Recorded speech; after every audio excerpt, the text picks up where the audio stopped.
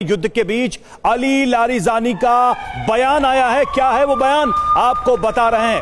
Trump ने Iran पर युद्ध थोपा, ये लारिजानी कह रहे हैं। मिडिल ईस्ट को युद्ध की आग में झोंका है ट्रंप ने, और लारिजानी तो यहां तक कह रहे हैं कि नेतन्याहू के लिए अमेरिकी लोगों की कुर्बानी दे रहे हैं ट्रंप, अमेरिकी सैनिकों को कुर्बान कर रहे हैं ट्रंप। ये लारिजानी ने कहा है, सीधे तौर पर ट्रंप को निशाना बनाया है लारिजानी ने अपने बयान। और खामनेई की हत्या पर डोनाल्ड ट्रंप का बड़ा बयान भी सामने आया है। खामनेई मुझे मारने वाला था, मैं नहीं मारता तो वो मुझे मार देता, ये डोनाल्ड ट्रंप की तरफ से कहा गया। मुझे 2 बार मारने की कोशिश की गई है।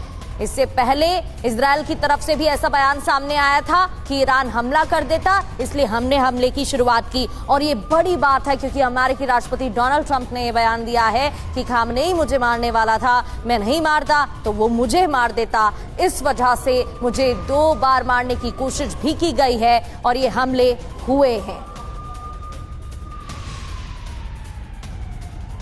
जब हमलों की शुरुआत हुई थी उस दौरान इजरायल की तरफ से भी ऐसा बयान सामने आया था।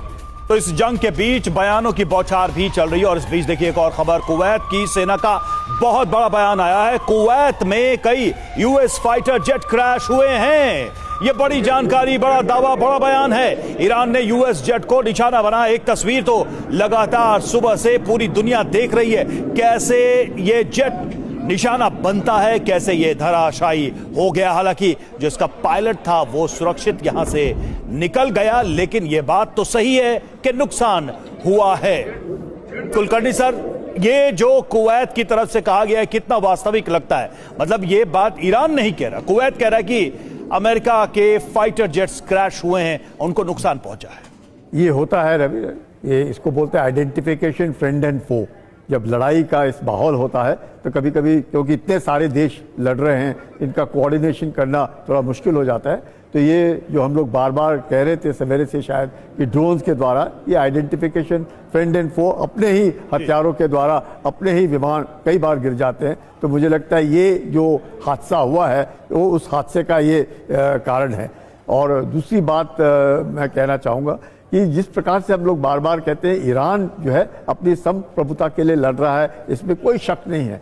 लेकिन अब जिस प्रकार से पूरे नाटो, खासकर 2 एयरक्राफ्ट कैरियर उड़ रहे हैं, 2 फ्रांस के आ रहे हैं, अब यूके भी आ जाएगा, तो आप समझ सकते हैं कि ईरान अब विनाश के ऊपर खड़ा है। क्योंकि अगर कुछ भी कहे ईरान को तकलीफ होगी। अब ईरान का एक ही जरिया है ईरान का, ये अब जितना भी हो जाए उसकी, अगर उसको अपने संप्रभुता को